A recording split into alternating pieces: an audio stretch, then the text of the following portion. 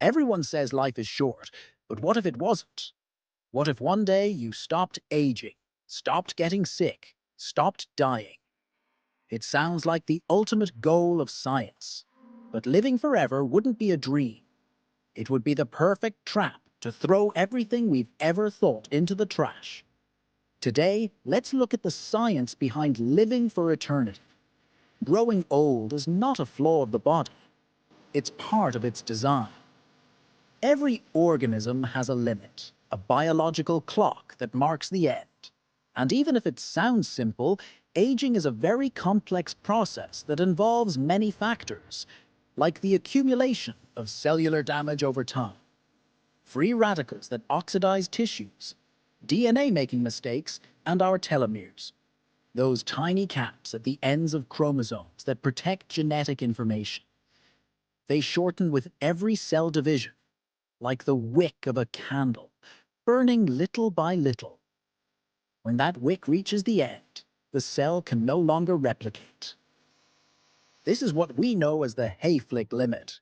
And even if it sounds technical, it's basically nature's way of telling us this is as far as you go.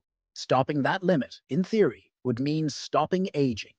And in fact, science has tried. Editing genes, rejuvenating cells, even copying entire brains.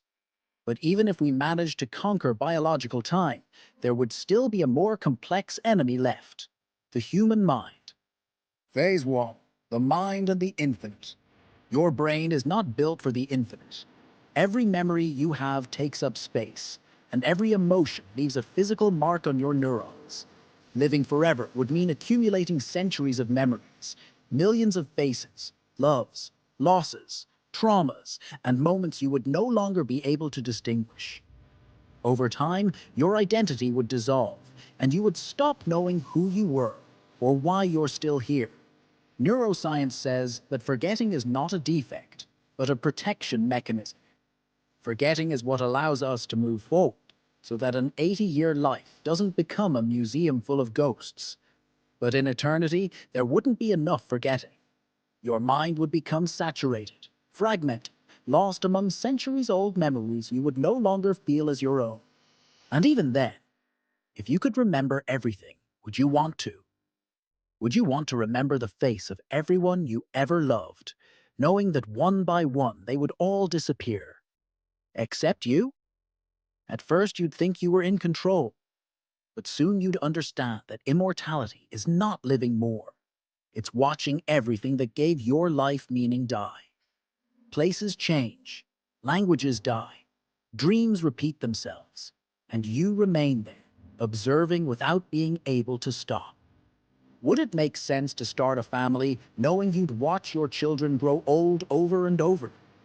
Or to fall in love, knowing that every love would be just a parenthesis in your eternity? Maybe with time the brain would adapt, erasing emotions so you don't feel, disconnecting little by little from what's human. Maybe you'd stop crying, stop laughing, stop missing until you became something more like a witness than a person. Phase 2, the body. Let's say the mind doesn't manage to endure. What would remain then is the body. And the human body was not made to last forever. Bones wear down, proteins break, cells mutate.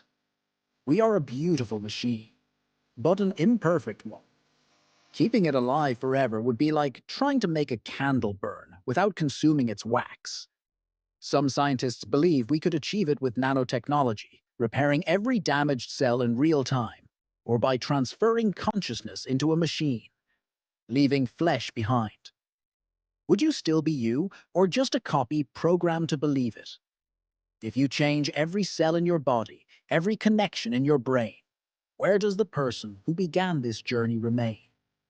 The immortality of the body might arrive before that of the mind, but without an end, the body would lose its purpose. Hunger wouldn't matter, sleep wouldn't matter, danger even less.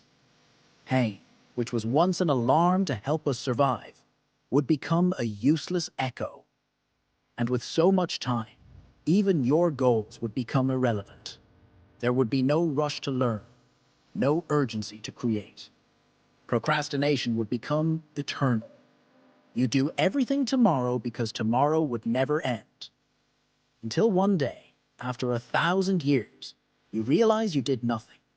And that's why there is beauty in having an end. Maybe eternity isn't made for us, not because we can't reach it, but because we wouldn't know what to do with it. Life, on the other hand, has a limit, and in that limit lies its beauty. It is finite, imperfect, fragile, but precisely because of that, every moment matters. If we knew nothing ever ended, we'd stop running, stop loving, stop trying. It is death, paradoxically, that forces us to live. Every breath, every mistake, every person who crosses your path has a value that never repeats. And even if the body ages and memory fades, what we are, that brief spark, is enough to give meaning to the universe.